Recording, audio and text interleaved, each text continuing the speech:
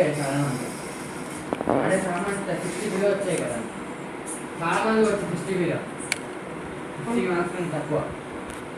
ఏదో కొంచెం మంచి మూడు అమ్మాయిని ఏం అనలేదు, చిన్న ఒక మాట కూడా అనలేదు.